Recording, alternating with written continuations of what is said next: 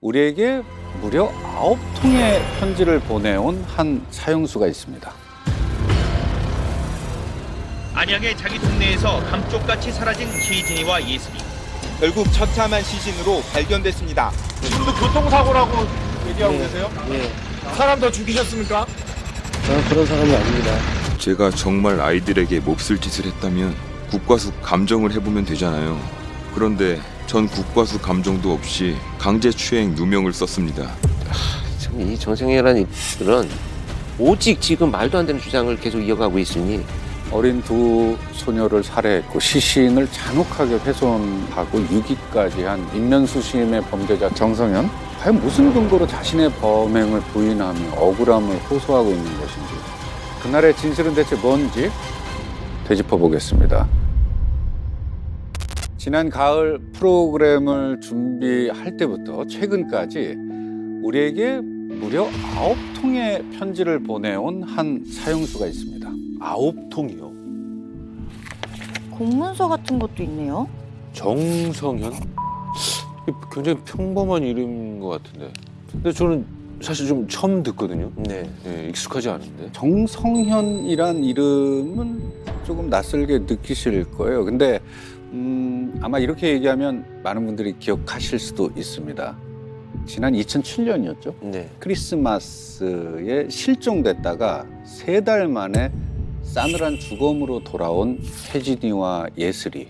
네, 이른바 안양 초등생 납치 살해 사건의 진범입니다. 안양에서 초등학생 2명이 실종된 지 오늘로 3주가 됐습니다. 지난 한 달 동안 연인원 12,000명이 나서 야산과 주택가를 수색하고 전단지 18만 장을 뿌렸지만 단서는 전혀 없습니다. 지난해 성탄절 실종된 이혜진 양은 결국 처참한 시신으로 발견됐습니다. 안매장된 시신이 발견된 건 지난 11일. 시신은 땅속 20cm 아래에서 10부분으로 나뉘어 묻혀 있었습니다. 하지만 훼손이 심해 신원 파악엔 어려움을 겪었습니다. 이번 사건의 유력한 용의자는 39살 정모 씨인 것으로 밝혀졌습니다. 원래 알던 사이 아니었어요? 모르는 사람입니다. 왜 그러셨어요? 예, 안 죽였어요. 그 지금 억울하세요? 예. 왜 억울하세요? 조사도 아직 안 받았는데요. 정 씨가 두 어린이를 만난 것은 지난해 성탄절 오후 6시쯤. 술을 마시고 환각 물질을 흡입한 상태에서 담배를 사러 나갔다가 집 앞 골목길에서 두 어린이를 만났습니다. 아이들이 두려운 눈으로 쳐다보자 정 씨는 집으로 끌고 가 성추행한 뒤 이를 감추기 위해 차례로 숨지게 했다고 말했습니다. 마스크 그렇게 하라. 빨리 가서. 막내야, 야 가지마 거기. 모자 벗겨라래 일단 얼굴 좀 보게.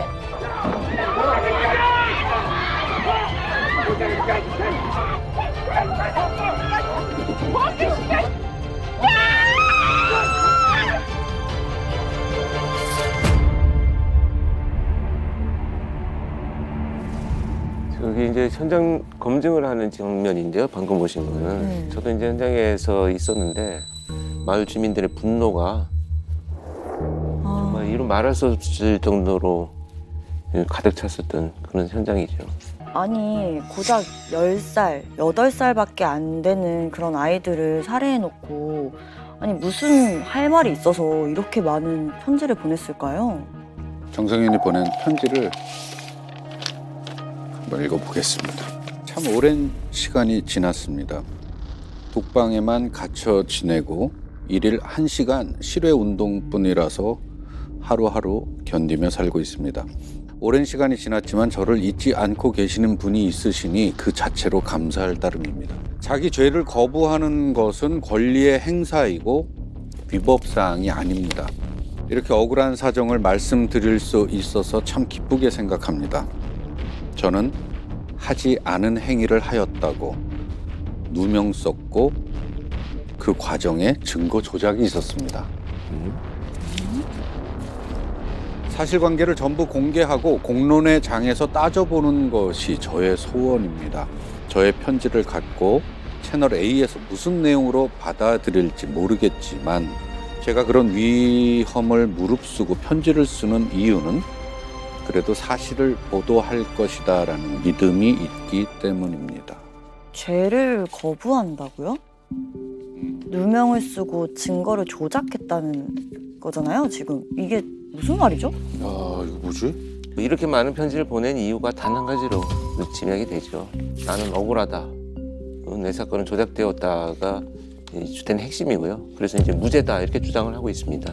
최종적으로는 재심을 하겠다. 지금 이런 이야기도 적어놓고 있습니다. 아니 잠깐만요. 근데 만약에 이 정성현의 주장이 지금 사실이라면은 이게 우리 방송에 나가고 파장이 엄청날 것 같은데 이거 괜찮은가요? 이거? 저희가 좀 보다 정확한 사실 확인을 위해서 또 검토도 해야 되니까 네. 그 당시 사건을 이제 담당했던 검찰, 경찰 그리고 이제 정성현의 변호인 등 약 20명이 넘는 관계자들에게 연락을 했습니다. 근데 그들 모두가 정성현이란 이름 세 글자를 꺼내는 순간 학을 떼면서 일체의 인터뷰를 거절했습니다. 이유가 뭐예요? 정성현은 이제 뭐 자기 마음에 들지 않는 내용들 조금이라도 심기가 거슬렀다라고 생각을 하면 고발을 그냥 남발을 해서요. 법정 싸움으로 끌고 갑니다. 그래서 이제 자신 사건 관련 보도를 한 수많은 언론사, 기자들 대상으로 명예훼손을 했다면서 소송을 하기도 했고요. 또 뭐 구치소장, 대한민국을 상대로 한 소송도 있었습니다. 정성현과 이제 뭐 조금이라도 이렇게 얽히게 되면 상당히 피곤해진다 이런 것이 이제 소문이 나게 되겠죠. 사실 우리도 오늘 이 방송을 준비하면서 야 이거 그런 소송에 우리도 휘말리는 게 아닐까라는 이런 위험을 무릅쓰고 준비를 했습니다. 아니 원체 그가 무죄를 주장하는 그 근거들의 사실관계를 저희가 좀 명명백백하게 좀 밝히고 사형수 정성현의 형기를 다시는 논하는 일이 없도록 하기 위해서 저희가 지금 프로그램을 준비하는 것을 확실하게 말씀드립니다. 방송을 다루는 것에 대해서 유가족에게 이제 일단 상의를 드리고 시작을 하려고 준비를 했었는데요. 어렵게 연락이 닿았습니다. 근데 시간이 많이 흘러서 다시 꺼내는 것이 힘들긴 하지만 정성현이가 끝까지 이렇게 무죄를 주장하고 있다면 방송을 얼마든지 해서 좀 세상에 알려달라 이렇게 말씀을 하셨습니다.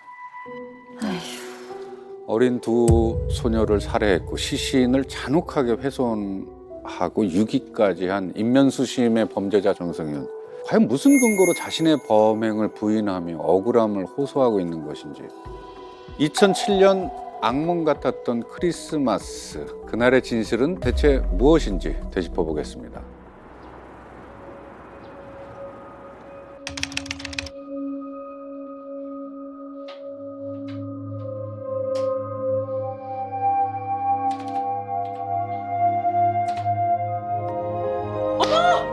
이제야 제대로 되네요. 악성 코드가 많이 깔려 있더라고요.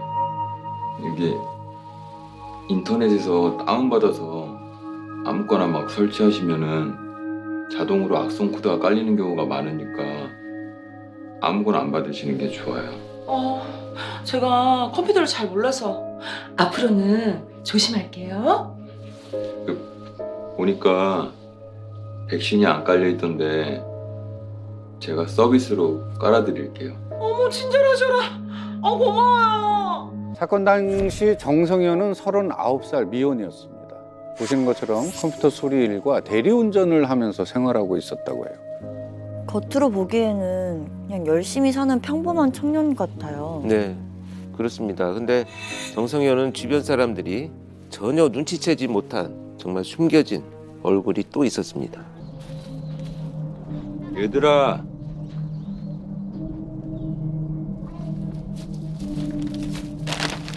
과자 먹을래?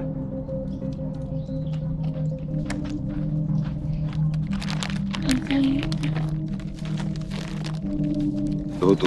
감사합니다.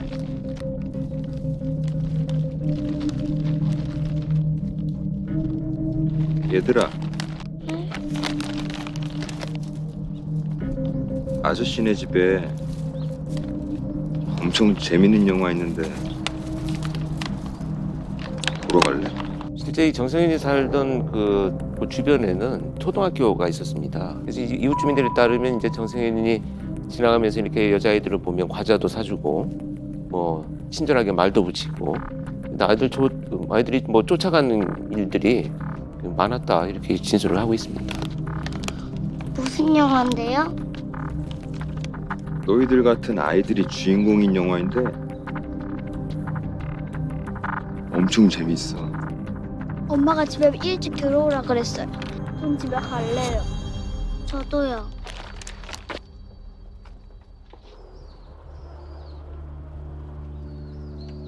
그래? 그럼 다음에 또 보자.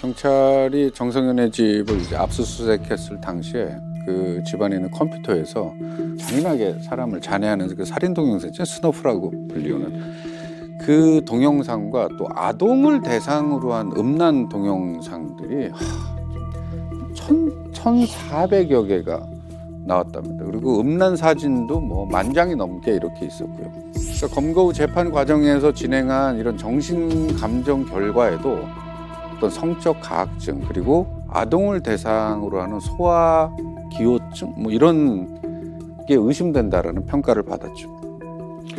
이 실제 수사 과정에서도요, 아동 성착취물이죠. 이것을 소지한 사실이 이제 수사에서 드러나니까 뭐 누구나 할 수 있는 실수다. 뭐 형사님도 이런 거 보면 뭐 자극적인 거 원하지 않겠느냐. 이런 뭐 아주 뻔뻔한 그 진술이 나오고 있고요. 성적으로 아주 왜곡된 환상들을 이렇게 내면에서 키워가다가 어느 순간에 그것을 이제 충족시키고자 이 충동이 이 범행까지 이어졌다 이렇게 볼 수가 있겠습니다.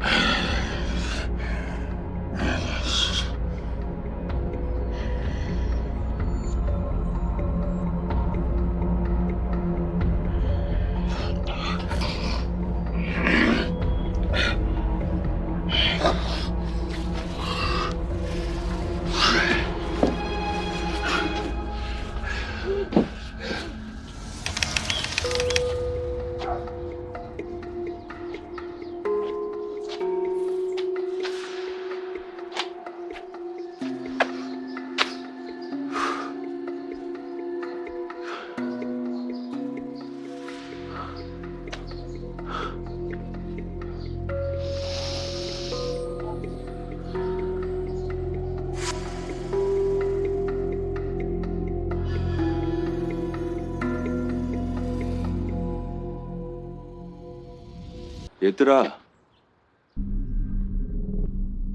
너희들 아저씨 알지? 아저씨 저쪽에 사는 사람인데 부탁 하나만 들어줄래? 부탁이요? 뭔데요? 우리 집 강아지가 아파서 밥을 못 먹어.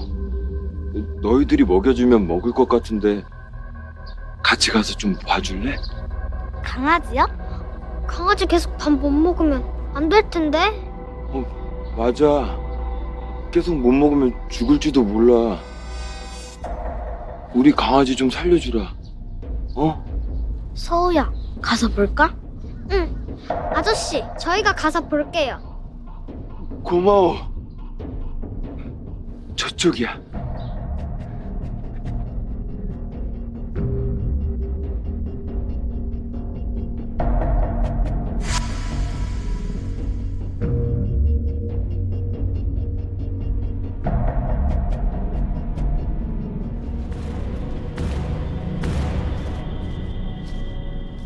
아저씨, 강아지 없는데요? 강아지 어딨어요? 강아지 집 안에 있어. 순둥아, 아빠 왔다. 얼른 와봐. 들어가지 마. 아유.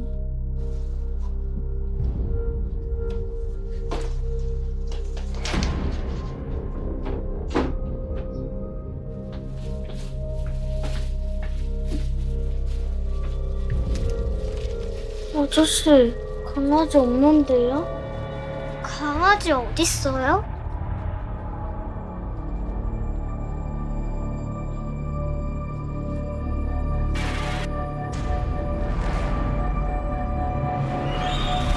아저씨 왜 이래요? 아저씨 나 집에 갈래요.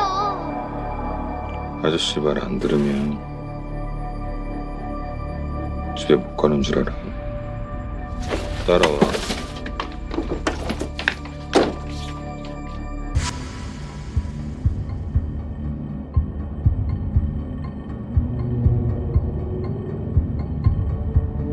아이들을 이제 집으로 유인해서요.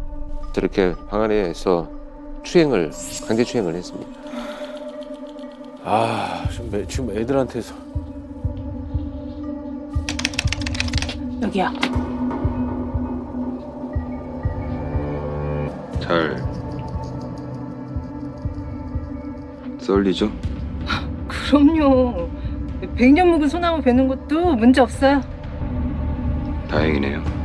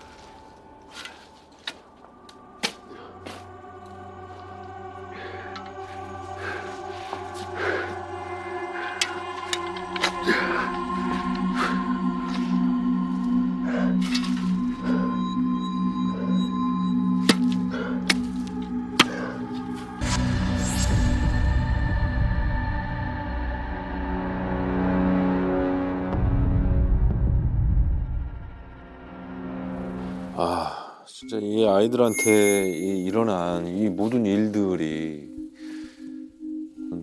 영화나 드라마가 아니라 정말 실화라는 것이 정말 믿기지 않고 정말 보는 내내 좀 괴롭네요, 많이. 이제 아동 성범죄자들이 아이들을 유인하는 대표적인 수법들이 몇 가지가 있는데요. 그중에서 가장 많은 것이 이렇게 도움 요청을 하는 겁니다. 그래서 이제 아이들이 그 도덕심, 동정심 이런 것들을 유발을 해서 유인을 하는데 수법으로 활용을 하죠. 또 한 가지 정승현의 범행에서 나타난 그 아동 성범죄자들의 전형적인 또 다른 특징이 하나 있습니다.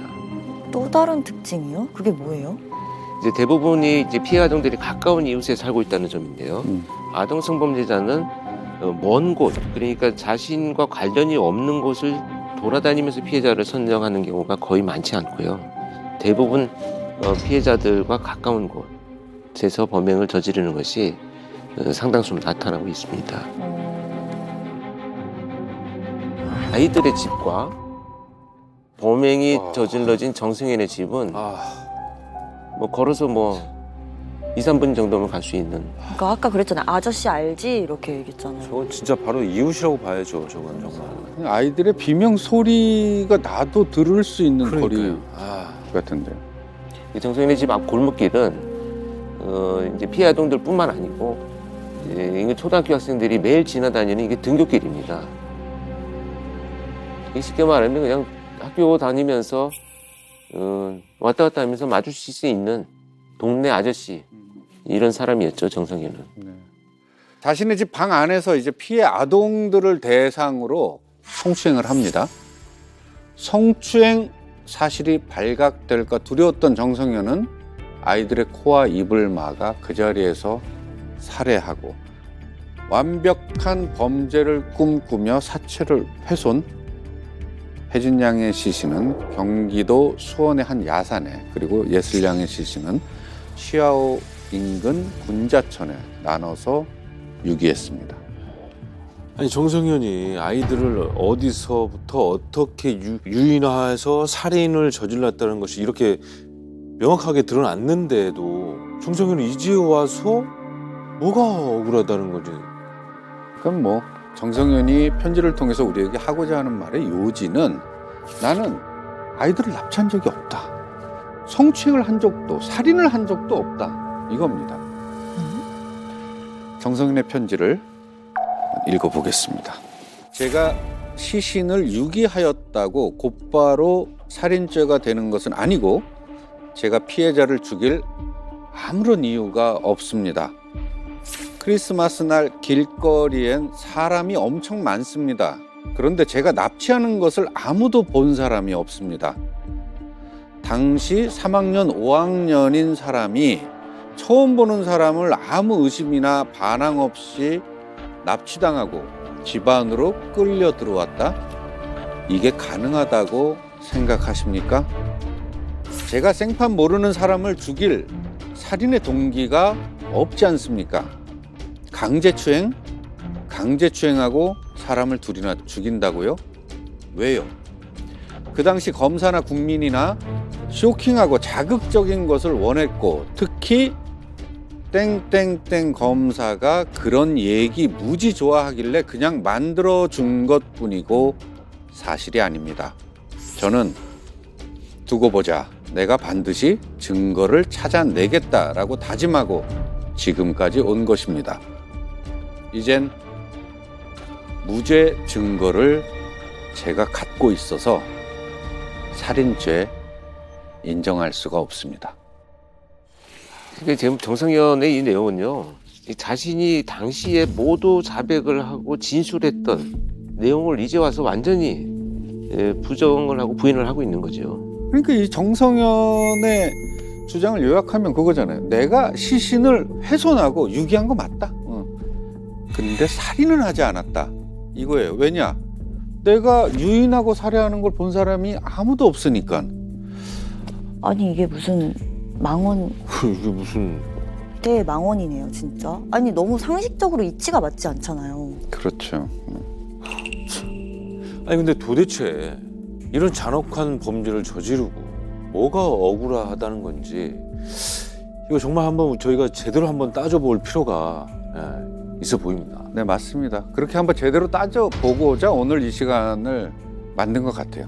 자, 2007년 12월 25일 두 여자아이를 납치했습니다. 그리고 살해한 진범으로 붙잡혀서 사형 선고를 받고 복역 중인 정성현. 검거 후 14년이 지난 지금 도대체 어떤 근거로 자신의 살인 혐의를 부인하는 거고 정성현이 말하는 무죄의 증거는 과연 무엇인가?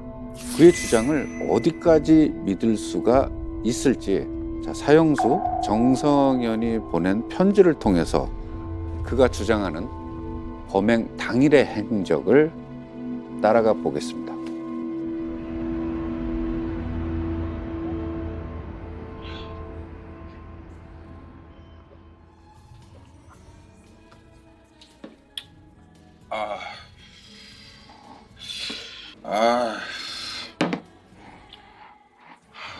형, 우리 삼자 하자, 삼자. 안 돼.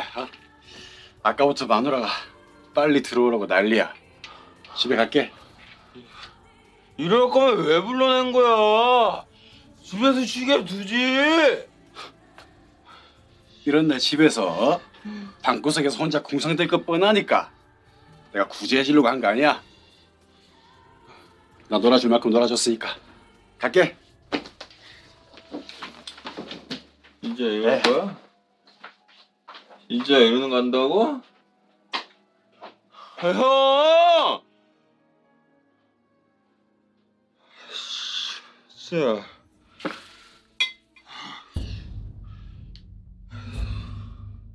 그날 선배가 불러내 술을 많이 마셨습니다.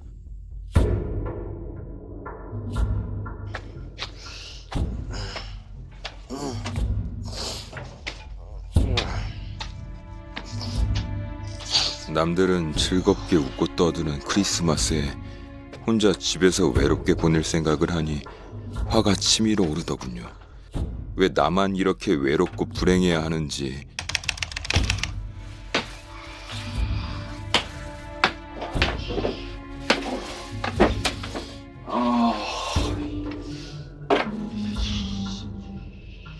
지갑을 하나 놓고 엠서가는 게 어딨어? 야!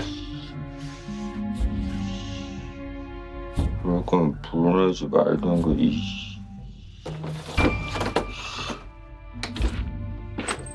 술이 술을 부르고 집에서 소주 2병을 더 마시고 나니 필름이 끊겼습니다.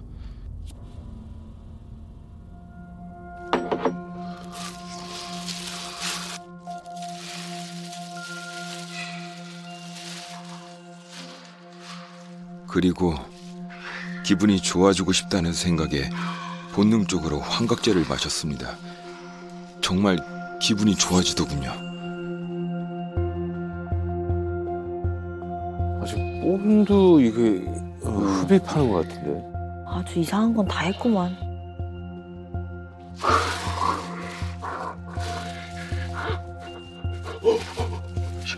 온몸이 짜릿해지는 쾌감, 몸이 공중에 붕 뜬 것 같은 느낌. 정말 황홀했죠.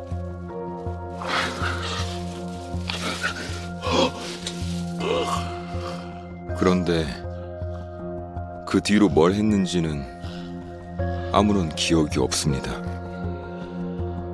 정승현은 저렇게 이제 그 뭐 주장하는 말처럼 이제 본드를 뭐 흡입한 것이 저 처음이 아니고요.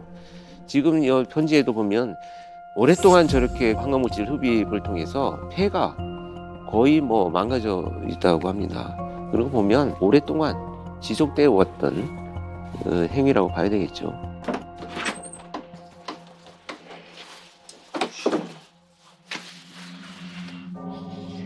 그날 1시 반까지는 기억이 나는데 그 후에는 정말 특별한 기억이 없습니다.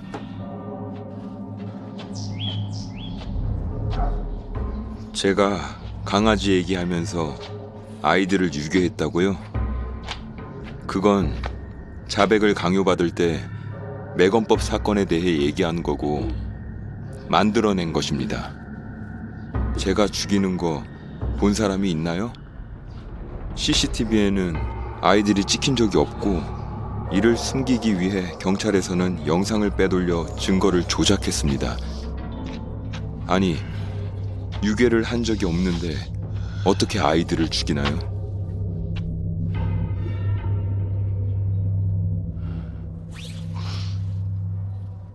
그날 누굴 만나서 벽 쪽으로 민 것 같기도 하고 이미 죽은 사람을 주워온 것 같기도 하고 그건 잘 모르겠습니다.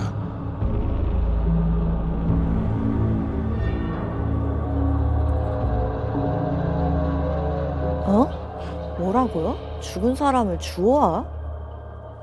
무슨 말이야 저게? 환각 상태에서 거의 깰 때쯤 방에서 죽은 아이들을 발견했습니다. 당황해서 어떻게 할까 고민하다가 신고를 하면 공업용 본드를 흡입한 것을 모두 알게 될 것이고 아무도 본 사람이 없는 것 같아 시신을 유기하기로 했습니다. 그 죄가 더 훨씬 덜한 건데 말도 안 되는. 더 큰 죄를 저거를 숨기기 위해서 했다고?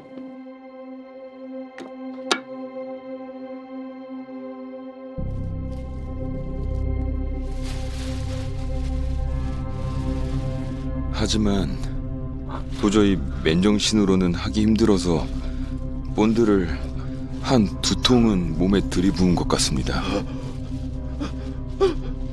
사후 시신을 유기한 건 인정합니다. 하지만 시신을 유기했다고 곧바로 살인죄가 되는 게 아닙니다. 화장실에서 혈흔이 나왔다고 저를 범인 취급하는데 화장실 혈흔은 딱 한 점 나왔고 그것도 면봉으로 딱 찍을 만큼입니다. 이상하지 않습니까? 제가 보기엔 그 증거도 만든 것 같습니다.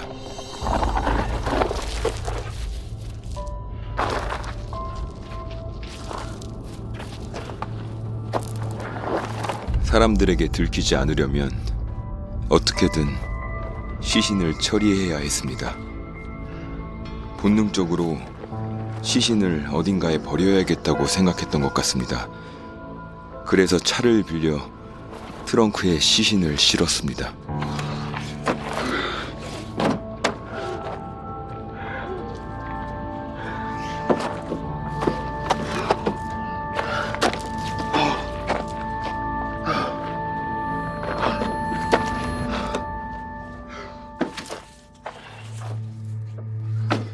렌터카에 실은 시신은 안산 어딘가에 유기했는데 당시에는 환각 상태라 정확히 기억이 안 났고 정확한 위치는 나중에 GPS를 통해 확인됐습니다.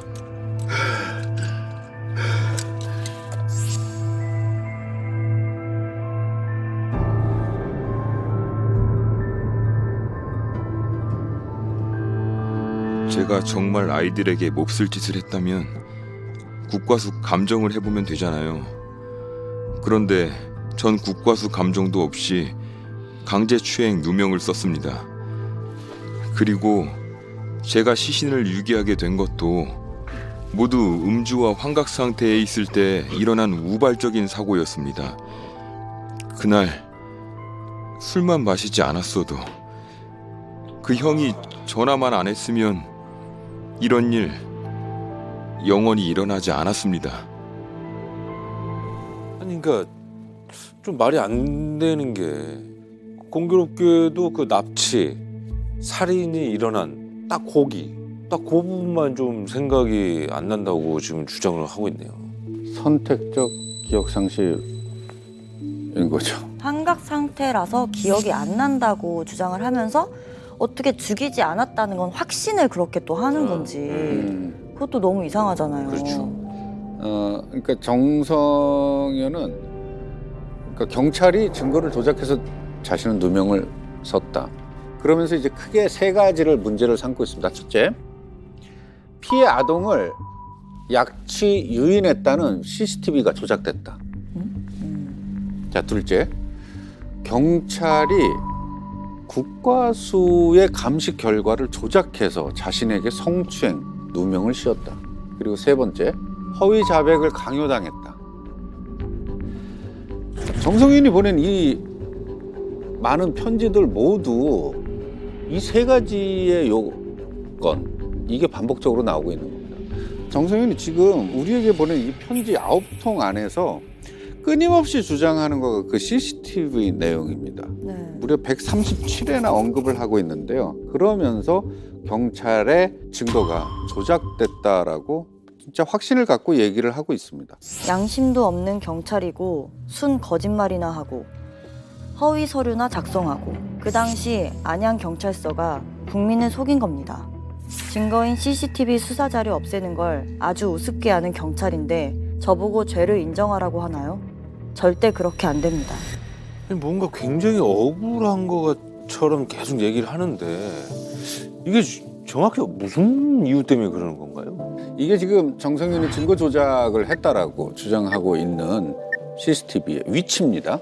첫 번째, 정성윤이 집 근처 편의점 앞 도로에 주차 위반 단속 카메라가 2대가 있습니다. 그리고 또 2번째는 아이들이 마지막 목격된 곳 인근의 한 오피스텔 입구의 CCTV입니다. 자, 먼저 첫 번째, 편의점 앞 도로의 주차 위반 단속 카메라에 대한 정성윤의 주장은 2007년 12월 25일 17시 30분경 피고인 집 앞쪽 도로에 있는 편의점 앞을 지나가는 피해자를 약취 유인하였다라고 기록이 되어 있는데 이 현장에 그걸 목격한 사람이 없다. 그리고 그 위치를 촬영하는 2대의 주차 위반 단속 카메라에도 본인과 피해 아동들이 찍힌 사실이 없다. 다시 말해 이는 자신이 아이들을 납치하지 않았다는 무죄를 입증할 증거임에도 불구하고 경찰이 이를 검찰에 넘기지 않고 증거를 없앴다는 겁니다. 이게 사실이라면 이게 굉장히 혼란스러운데요? 이게 사실인가요? 결론부터 말씀드리면 이 정승현이가 지금 주장하고 있는 대로 그 당시에 카메라에 정승현과 피해 아동들이 찍히지 않은 건 사실입니다. 에?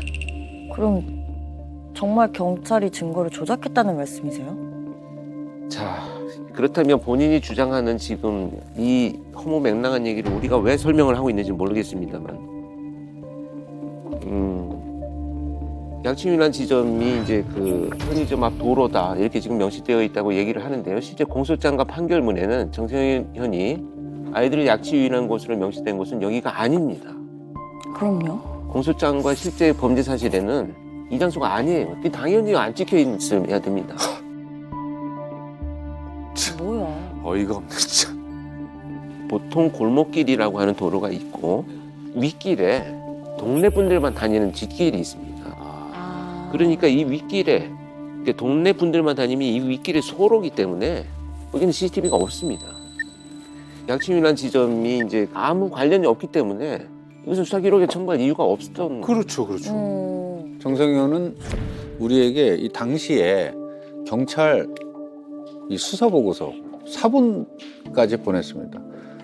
그리고 주변에 CCTV를 살펴본 결과 보고서예요, 이게. 근데 이 보고서를 보면 주차 위반 단속 CCTV라고 되어 있고요. 여기에 특이 수사 단서 없음이라고 적혀 있습니다. 정승현은 지금 이 기록을 보고 경찰이 자신의 무죄를 입증할 증거를 없앴다라고 확신을 갖고 있는 것 같아요. 근데 이거 참 특이 단서가 없었으니까 없다고 기록을 한 거고요. 네. 조작이나 이것을 뭔가 이 증거를 없애려고 한다면 이 수사 보고 자체가 없어야 됩니다. 그럼 일단은 뭐 단서가 될 만한 내용이 없고 이 사건과 관련이 없고 그렇기 때문에 무의미해서 검찰로 기록을 보낼 아무 이유가 없는 거죠. 그래서 검찰에서도 보면 만약에 지금 동선이 어디라도 겹치고 있다라고 한다면 이것을 당연히 수고를 해서 복구를 해서 확인을 했겠죠. 그렇다면 그 정성현이 주장하는 또 다른 한 곳, 그 오피스텔 앞 CCTV 그건 어떻게 된 건가요? 네, 정성현이 아이들이 실종된 12월 25일에 이 오피스텔 CCTV에 실종된 아이들의 모습이 찍혔다는 보도가 있었다. 그런데도 경찰은 고의로 그 영상을 숨겼다. 이렇게 주장을 하고 있죠. 이 보면은 이 실제로 25일 16시 1분에 미 귀가자 확인, 16시 36분에 추정, 길 건너편 4분 시간 편차 적용. 여러분 이 수사 보고서가 작성된 날짜를 한번 보십시오. 2007년 12월 30일이면 아이들이 실종된 지 5일 후 아닌가요? 네. 이 보고서는 아이들의 실종 수사가 한참 진행이 될 때 작성된 보고서입니다. 그래서 이제 아직 정승현의 존재조차 알지 못하던 때였고요. 이 오피스텔 CCTV에는 사실은 이제 피해 아동들이 찍히지도 않았습니다. 당시에 그 CCTV 화질이 워낙 좋지 않던 시절이고요. 이 그냥 단순히 건물을 감시하는 정도로만 썼지 지금처럼 화질이 좋거나 이런 CCTV도 아니었고요.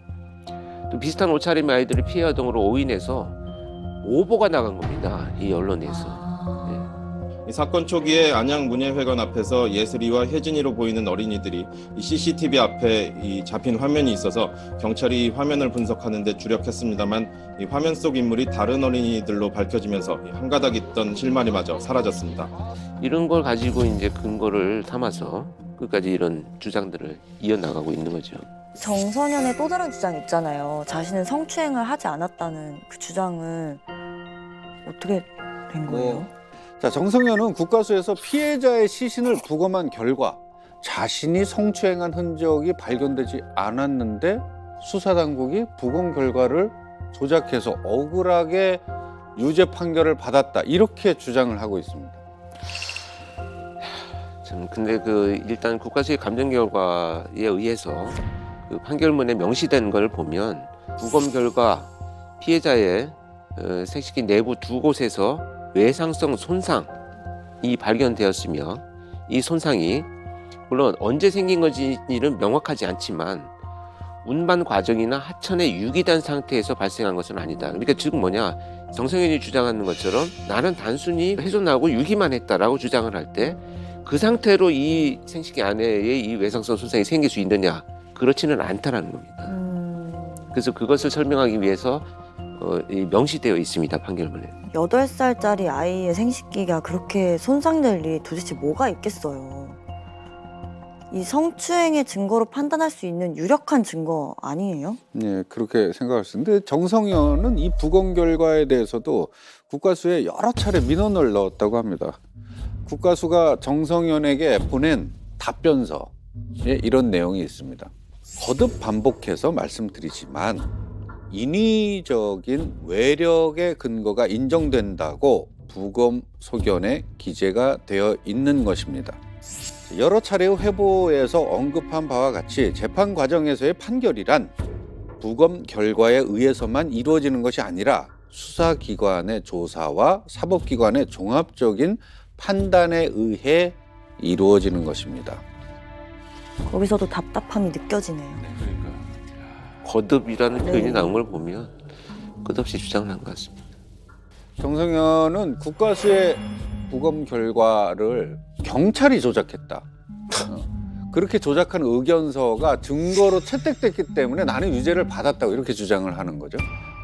재판부는 검찰과 경찰 그리고 1심 법원에서의 정성현 본인의 진술 내용 그리고 그중에서도 특히 재판 과정에서 성추행 사실을 인정하면서 썼던 반성문 그리고 법원이 국과수에 직접 요청한 사실조회 결과 등을 바탕으로 강제추행 혐의에 대해서 유죄를 인정한 거거든요. 그리고 또 정성현은 우리 권일용 프로파일러의 의견을 듣고 싶다면서 직접 질문까지도 했습니다. 제가 주장하는 경찰의 불법 행위인 경찰 피의자 신문 조서 및 현장 검증 조서에 대하여 어떻게 생각하시는지요? 구제 방법은 무엇입니까? 네, 두 번째가요. 재판이 진행 중인 사건의 관련 CCTV 증거물을 경찰이 수사 기록에 첨부하지도 않고 마음대로 없애도 되나요? 세 번째가 안양 모 오피스텔 CCTV에 피해자가 촬영되었다고 수사 보고 작성을 하고 CCTV는 법원에 제출하지 않고 없애버리고 이 수사 보고에 첨부된 사진도 없어졌는데 이 수사 보고 허위 보고서 아닌가요? 이 사건은 말씀드린 것처럼 당시에 저도 이제 수사에 참여를 했었고요. 이미 당시에 그 현장 검증을 할 때도 제가 바로 옆에 있는서 들었는데 이 끌고 가면서 아이들이 소리라도 질렀으면 누가 내다보기라도 했어도 내가 끝까지 끌고 가지는 않았을 거다. 이런 얘기를 자신이 했거든요.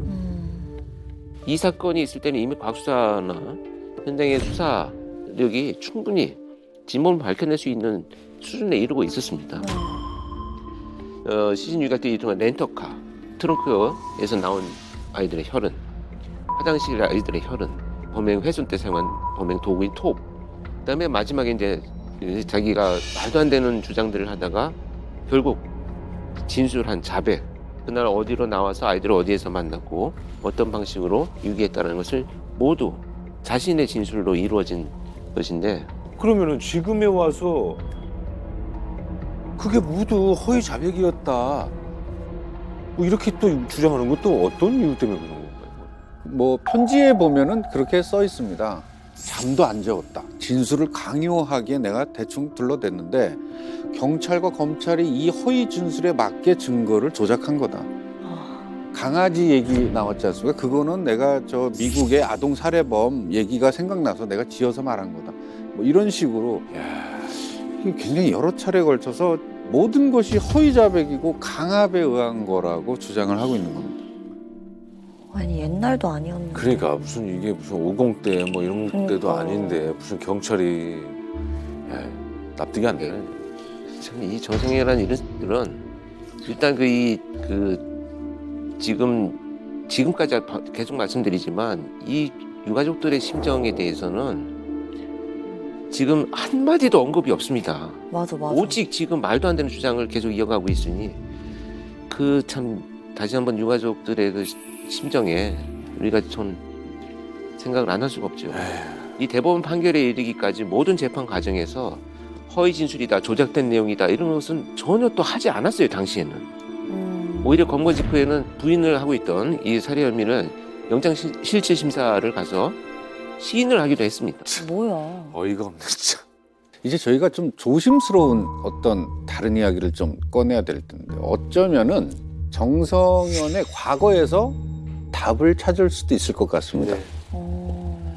안양 초등생 납치 살해 사건 4년 전에 사람을 숨지게 했지만 살인 혐의는 받지 않은 정성현의 또 다른 범행입니다.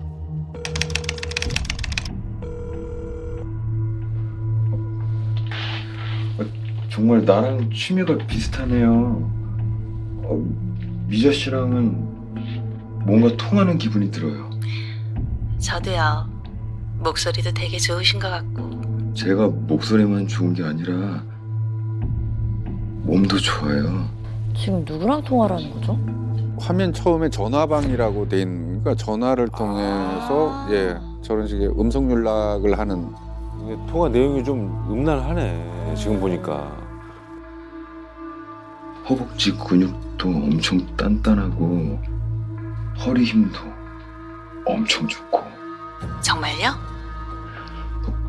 그럼요. 보여줄까요? 좋아요. 미자 씨는 나한테 뭐 보여줄 거예요? 속옷 뭐 입었어요? 그날 전화방에만 가지 않았더라면 그런 일은 일어나지 않았을지도 모릅니다.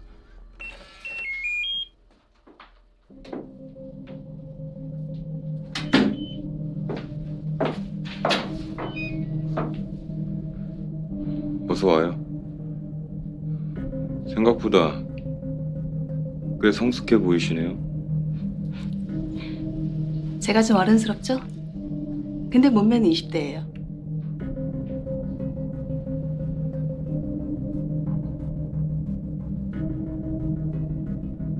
그렇구나. 먼저 씻을래요?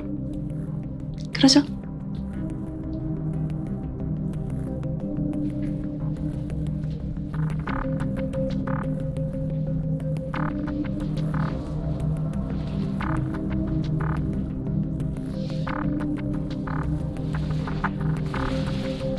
얼마인지는 알죠? 10만 원 아니에요? 아니에요. 17만 원이에요. 나보다 나이도 엄청 많아 보이는데 무슨 17만 원이에요? 10만 원에 합시다. 하기 싫으면 말아요.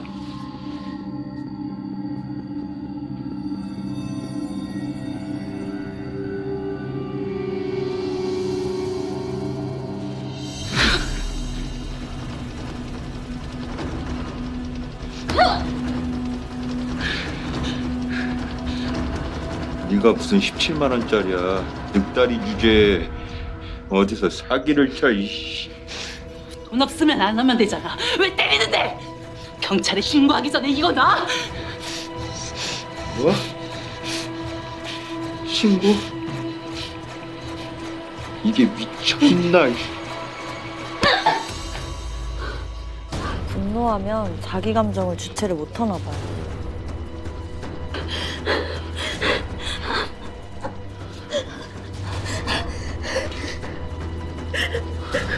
누가 나 무시하래? 누가! 살려주세요. 너 오늘 내 손에 죽었어. 그냥 좀 다퉜을 뿐인데 나중에 정신 차리고 보니 그 여자가 죽어 있더라고요.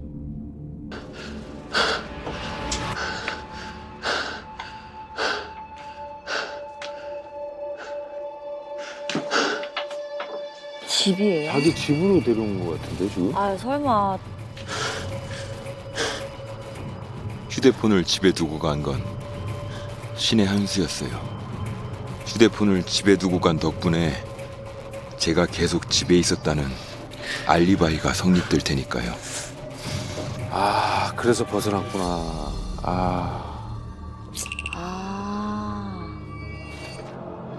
아무도 모르게 집 근처 야산에 시신을 묻었어요. 죽은 자는 말이 없고 시신은 누구도 찾을 수 없을 테니 모든 게 완벽하다고 생각했죠.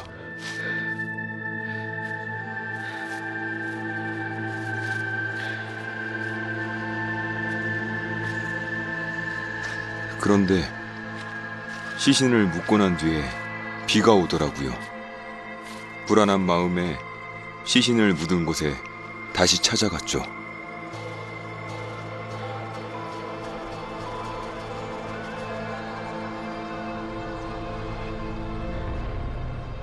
비 때문에 시신이 밖으로 드러나 있는 걸 보니 불안해서 견딜 수가 없었어요. 그래서 시신을 도로 파내 다른 동네에 옮겨 묻기로 했죠.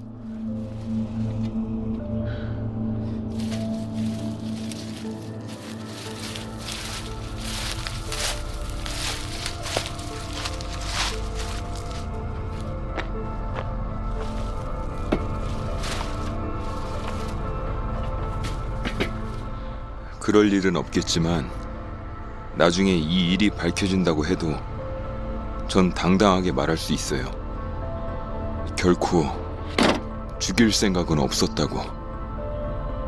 나는 살인마가 아니라고 말입니다.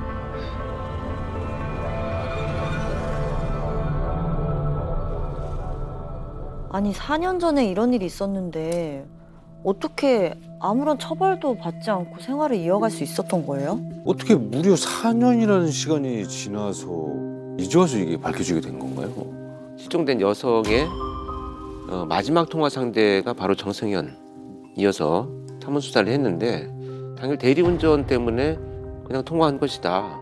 그래서 이게 확인이 되지 않았습니다. 그래서 계속 수사가 진행되고 있었던 상황이었던 거죠. 네. 게다가 아까 드라마상에서도 보셨겠지만 휴대전화 이 위치 확인 시스템 이걸 근거로 자신의 알리바이가 입증이 돼버려요. 그래서 결국에 증거 불충분으로 풀려납니다. 근데 결국엔 어떻게 범행이 드러나게 된 건가요? 그 소위 이제 정승현의 안양초등학교 사건, 초동생 살인 사건을 수사를 하면서 그래서 이제 미제 사건으로 계속 수사가 이어져 오고 있었죠. 그 군포 부녀자 실종 사건. 그래서 이 정승현이 연루되어 있다는 사실을 경찰이 확인을 합니다.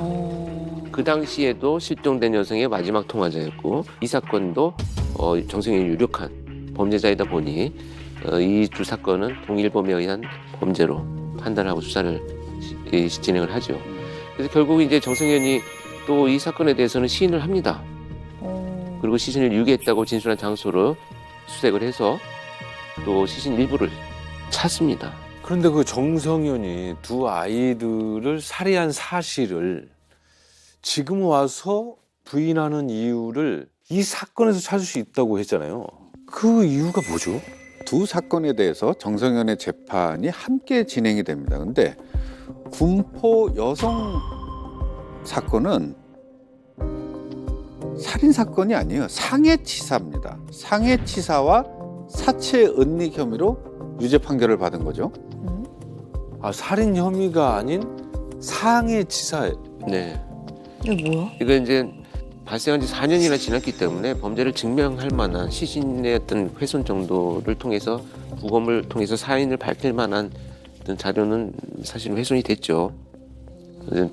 근데 고의성이 없었다라고 하는 주장에 대해서 이것을 반박할 수 있는 과학적인 단서가 없기 때문에 아마도 법정에서는 고의적인 살인이 아니고 우발적으로 상해를 가하기 위한 폭력과 상해의 과정에서 사망한 것이기 때문에 상해치사를 적용을 한 것으로 보여집니다.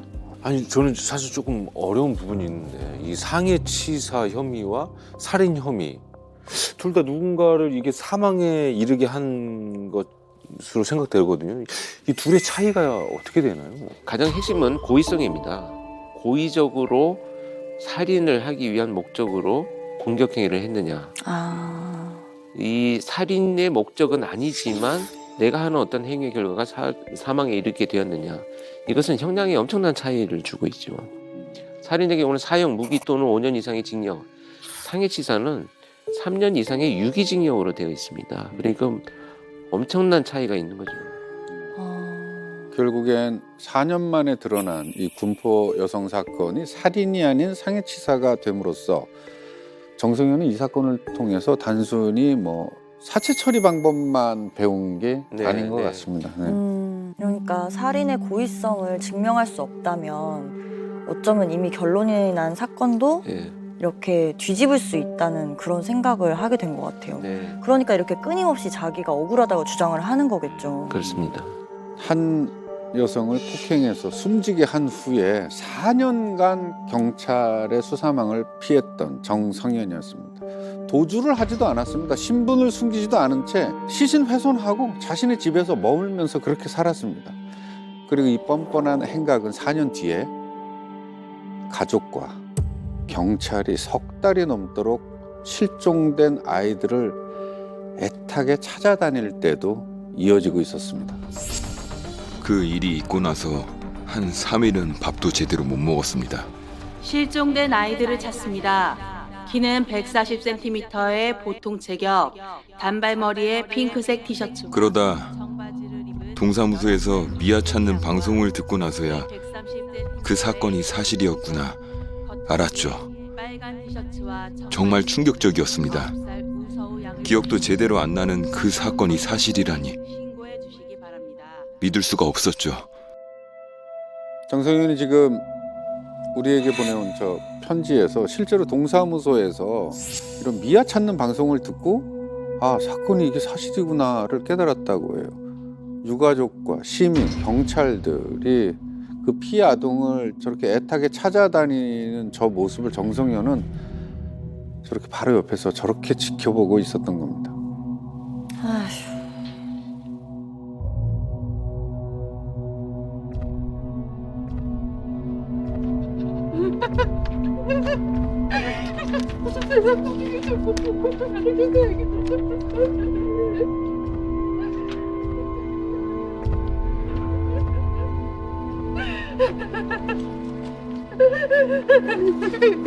이렇게 좀 해주세요.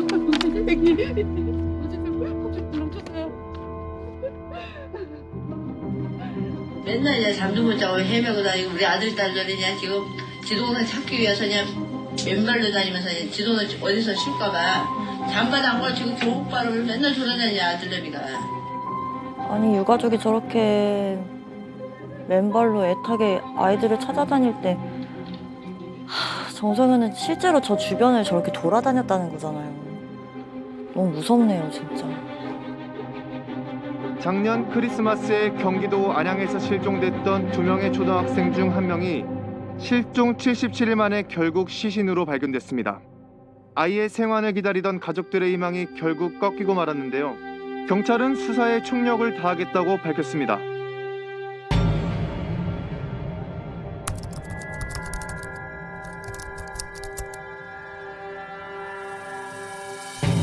절대 들키지 않을 거라 생각했는데 한 아이의 시신이 발견됐다는 소식에 불안해서 견딜 수가 없었습니다.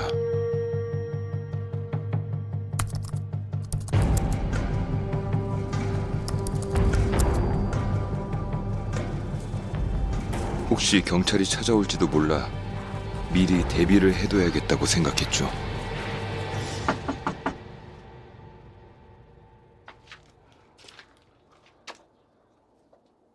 누구세요? 경찰서에서 나왔습니다. 정상현 씨 맞죠? 네, 맞는데요. 무슨 일이시죠? 작년 크리스마스 때 이 동네에서 실종된 아이들 사건 알죠? 네. 아이들 찾았나요? 한 명은 시신으로 발견됐습니다. 정말 애들 본 적 없어요? 네. 없어요. 난 걔들이 누군지도 모르고 만난 적도 없어요.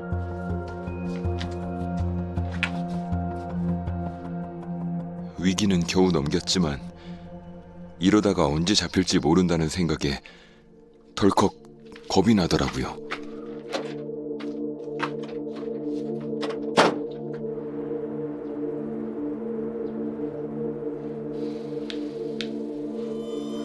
그래서 친어머니가 계신 보령에 내려갔습니다.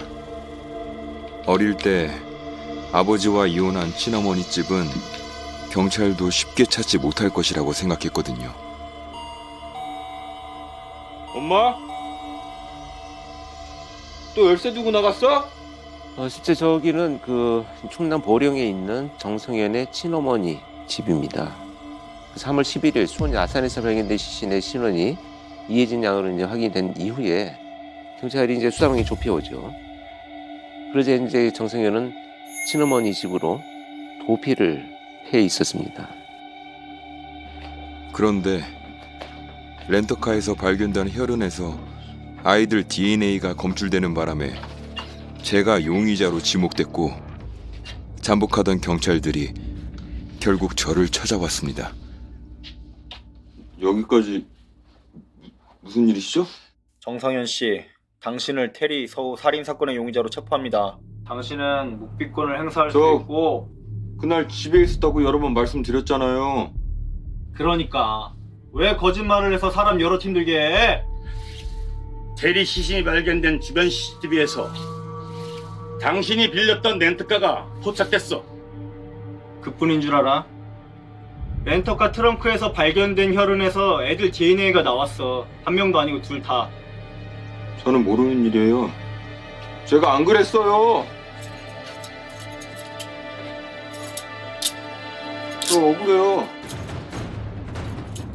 저 진짜 안 죽였다고요. 형사님들. 전 반성하고 후회하고 시신 유기 장소도 알려드렸지 않습니까? 당신이 죽였잖아. 죽였다고요. 안 죽였다고 나 여기 왜 끌려온 건지도 모르겠어요. 말해. 그게 오히려 강간죄, 살인죄로 돌아왔지만 저 진짜 기억나는 거 없어요. 진짜 제대로 확인해 보시면 그때 아실 거예요. 저 진짜 기억나는 거 저는 없어요. 생각하는 것만큼 악랄한 사람이 아닙니다. 우연히 연이어 일어난 것뿐입니다. 저는 정말 진짜 안 죽였다고요. 억울합니다. 저 진짜 억울해요. 3달 만에 극적으로 이 검거가 됐는데 정성현이 순순히 범행을 인정했나요? 네, 드라마에서 보셨다시피요.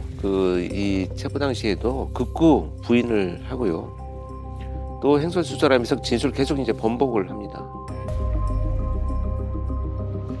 예술이 어디 있어요? 몰라요. 죽였다니까. 예술이 죽였어요? 안 죽였습니다. 지금 25일에 차 빌린 거 맞죠? 제가 차 빌렸어요. 그 차에 그 혈흔 나온 거 어떻게 생각하세요? 모르겠습니다. 25일 낮에는 저 아는 분랑 같이 있었고요. 저녁에는 대리운전하느라고 차 빌려가지고 태우고 그랬습니다.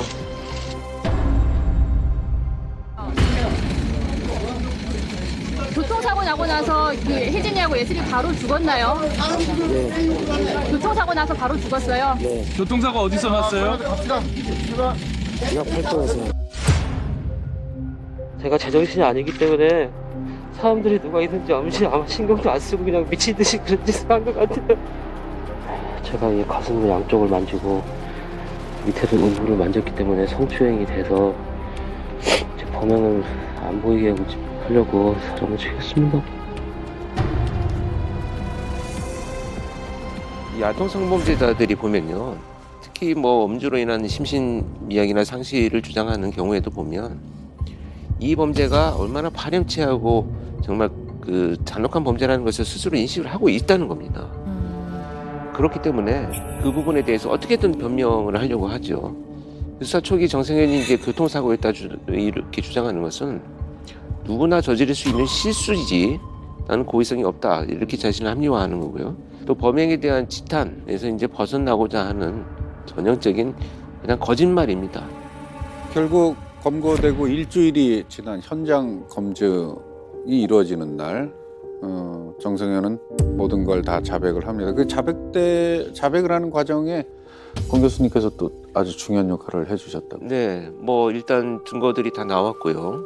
또 수사팀에서 확보한 증거물들은 완벽하게 지금 범인으로 지목을 할 수 있는 과학적인 단서들이었기 때문에 일단은 본인의 자백이 나와야만 어떤 과정에서 이 범죄가 이루어졌는지 실체적인 진실을 밝힐 수 있습니다. 끝까지 부인을 하고 있기 때문에 이제 중간에 제가 면담을 하기도 하고요. 또 그 어떤 심리나 어떤 그 변화들을 이제 검토를 해서 수사팀에 이제 제안을 하기도 하고요.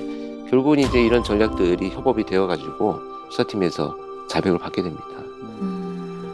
네, 경찰의 끈질긴 설득과 철저하게 수사한 증거 앞에서 결국 모든 범행을 시인한 정성현에게 재판부는 결국 사형을 선고했습니다. 그 죄질과 범정이 극히 나쁘고 범행 수단이 잔인하고 포악하여 온 사회를 경악하게 만들었다. 어린이를 상대로 납치, 성폭력, 살해 등을 저지르는 극단적인 범죄는 더 이상 우리 사회에 존재해서는 아니 되도록 하는 것이 이 법원에 책무할 것이다. 피고인에 대한 형을 사형으로 정한다.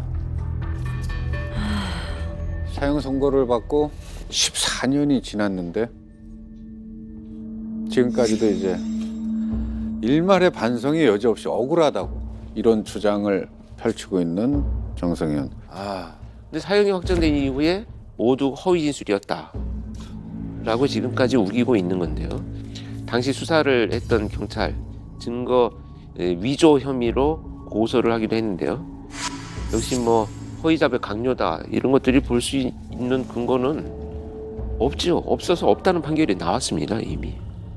그 진짜 현장에 있었던 저로서는 이 편지 지금 이 문구가 하나하나 지금 이 거론될 때마다 가슴에서 분노가 치밀어서 굉장히 지금 사실 그 감정이 지금 이렇게 오늘 수 없는 이런 기분입니다. 진짜. 악마의 손에 사랑하는 딸을 잃은 그날 이후에 고 우예슬 양의 가족분들은 삶의 터전을 떠나야 했고요. 고 이혜진 양의 아버지는 막내딸을 잃은 슬픔에 원래 술을 못 드시는 분이셨다고 그러는데 네. 하루하루 술로 보내셨다고 합니다. 그래서 2014년 끝내 딸의 곁으로 떠났습니다. 감옥에서 평생을 속죄하며 살아야 할 살인범은 정작 재심이라는 헛된 꿈을 꾸면서 희망을 품고 살아가고 있죠. 정성현의 사형 선고가 번복될 일은 절대 없을 겁니다. 이미 법원에서 사형 선고를 내렸고 우리가 사는 이 사회에서도 사회적 사형 선고를 내렸습니다. 정성현이 조금의 헛된 희망도 갖지 말길 바랍니다. 오늘의 블랙 마치겠습니다.